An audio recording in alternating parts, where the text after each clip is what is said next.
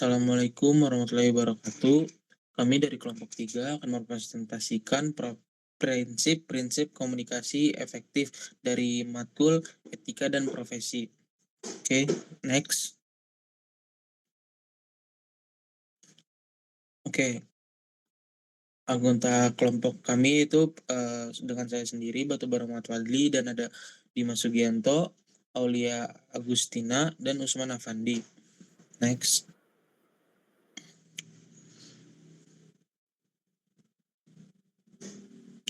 Next. Nah, ini materi yang akan dibawa tentang pertama ada pendahuluan, kepentingan komunikasi dalam kepemimpinan, selanjutnya ada elemen dasar komunikasi, hambatan komunikasi, komunikasi aktif, komunikasi nonverbal, keterampilan bertanya, dan jenis-jenis pertanyaan, lalu selanjutnya ada teknik menyampaikan kritik, taktik komunikasi sehari-hari, dan terakhir yaitu ada kesimpulan. Selanjutnya, oke, pertama itu ada pendahuluan. Pendahuluan itu komunikasi efektif adalah proses penyampaian dan penerimaan pesan yang jelas, tepat, dan dapat dipahami sehingga tujuan komunikasi tercapai. Dalam dunia industri, komunikasi bukan hanya soal berbicara, tetapi juga kemampuan mendengarkan, memahami kebutuhan, serta menyampaikan informasi sesuai konteks. Next. Oke. Pentingnya komunikasi efektif pada industri. Yang pertama yaitu membantu membangun kepercayaan antara kerja, pelanggan, dan atasan. Selanjutnya ada menjadi kunci koordinasi kerja agar proses berjalan lancar. Selanjutnya ada menyelesaikan konflik secara konstruktif. Lalu ada meningkatkan produktivitas dan kinerja perusahaan. Yang terakhir yaitu ada menentukan citra perusahaan di mata konsumen maupun mitra bisnis. Selanjutnya akan dibacakan oleh teman saya, Dimas. Oke, teman-teman, jadi di sini kita melihat ada contoh komunikasi yang efektif dan tidak efektif. Kita mulai dari komunikasi efektif terlebih dahulu, yaitu yang pertama, pesan jelas dan mudah dipahami. Lalu yang kedua, bangun kepercayaan dan empati. Lalu ketiga, dua arah saling berbicara dan saling mendengar atau komunikatif. Lalu yang keempat ada sesuaikan gaya komunikasi masing-masing. Lalu di sini sekarang kita masuk ke komunikasi tidak efektif. Yang pertama, pesan ambigu dan tidak sesuai kebutuhan. Lalu kedua, kurang empati atau menimbulkan konflik. Biasanya debat sih. Lalu yang ketiga itu monolog tanpa mendengarkan. Jadi pentingnya dua arah itu saling berbicara dan mendengar agar tidak monolog. Lalu yang keempat, gaya komunikasi yang tidak tepat. Boleh dilanjut ke slide berikutnya.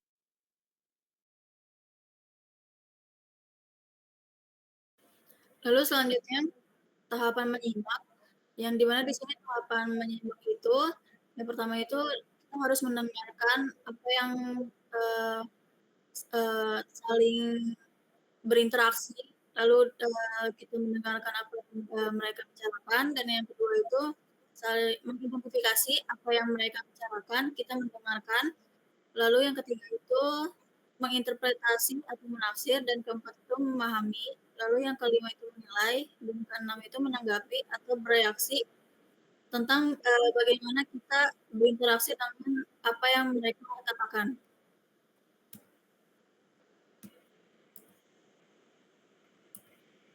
Lalu selanjutnya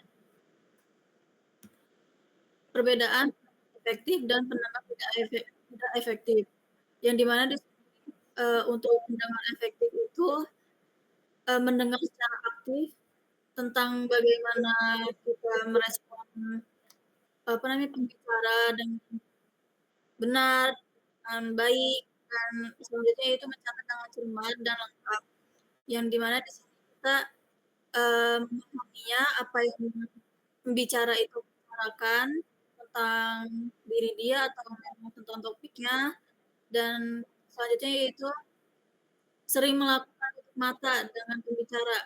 Jadi selama si pembicara itu berbicara dengan kita, sebaiknya kita mendengarkannya dengan memandang kontak matanya, dan tidak baik jika kita mendengarkan tetapi telah mengabaikannya gitu, tidak langsung bertatap dengan kontak matanya. Dan selanjutnya yaitu tetap fokus pada pembicara dan pembicaraan. Dan selanjutnya yaitu menyesuaikan gaya mendengarkan dan memberi isyarat verbal kepada pembicara, lalu menyimpan pertanyaan atau ketidaksetujuan sampai bukti yang tepat, dan membedakan antara poin utama dan detail pendukung. Sedangkan pendengar tidak efektif itu mendengar dengan pasif, yang dimana di sini bisa jadi pendengarnya itu sambil main HP, mendengarkannya, lalu dia berpikiran kemana-mana dan tidak fokus dengan si pembicara yang dibicarakan. Lalu selanjutnya itu tidak mencatat atau mencatat sembarangan. Yang dimana di sini si pendengar itu tidak mendengarkan dengan baik sehingga dia mencatatnya itu tidak secara detail. Lalu selanjutnya itu melakukan sedikit atau tidak melakukan kontak mata. Dan selanjutnya itu membiarkan pikirannya mengembara, penampilannya mudah teralihkan. Yang dimana di sini pikiran si pendengar itu terhadap si pembicara, dia pikirannya ngelamun atau ngelihat hal-hal lain, jadi perhatian pada ke si pembicara itu mudah teralihkan. Dan di sini selanjutnya itu mendengarkan dengan gaya yang sama.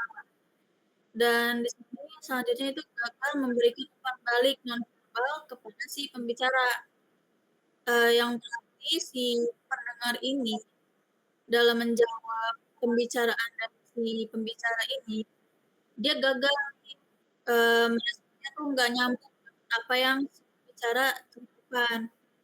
Lalu selanjutnya itu memotong ketika mereka tidak setuju atau tidak mengerti. Jadi ketika si pembicara ini sedang menyuarakan isi hatinya atau topiknya, jadi kita tidak jangan sampai kita memotong pembicaraan dia, kita mendengarkan terlebih dahulu sampai selesai. Lalu selanjutnya itu tidak membedakan antara poin utama dan detail pendukung. Selanjutnya yaitu dampak komunikasi, yang dimana di sini selama komunikasi itu memiliki dampak dua dari efektif dan tidak efektif. Ketika komunikasi itu efektif, dampaknya kita bisa meningkatkan kinerja kita dan organisasi, sehingga bisa memperkuat hubungan kerja, kepuasan pelanggan secara tinggi, serta memperbesar peluang kita untuk keberhasilan bisnis. Lalu untuk tidak efektifnya di sini muncul konflik, lalu menurunnya kualitas pelayanan, hilangnya pelanggan, dan rendahnya loyalitas, serta terganggunya keberlangsungan industri. Selanjutnya yaitu Selanjutnya kita masuk ke pengertian komunikasi verbal dan nonverbal. Apa sih komunikasi verbal dan nonverbal itu? Jadi komunikasi verbal itu adalah komunikasi yang berbentuk lisan ataupun tulisan. Contohnya adalah penggunaan kata-kata. Lalu komunikasi nonverbal adalah komunikasi yang tidak menggunakan kata-kata. Contohnya menggunakan bahasa tubuh seperti mimik wajah, gerakan tangan, bahkan intonasi suara dan kecepatan berbicara. Nah, jadi sudah ditampilkan bahwa contoh dari komunikasi nonverbal itu ada bahasa tubuh, dari kontak mata yang berbeda, lalu ada intonasi berbicaranya, lalu ada postur tubuh yang kalau seperti contohnya itu kalau orang duduk biasa lebih terbuka, sedangkan orang berdiri itu biasanya orang duduk dengan kaki menyilang biasanya itu lebih defensif atau tidak mau diajak berbicara. Lalu di sini ada ekspresi wajah yang tentunya eee yang paling jelas dapat kita lihat dari komunikasi nonverbal. Selanjutnya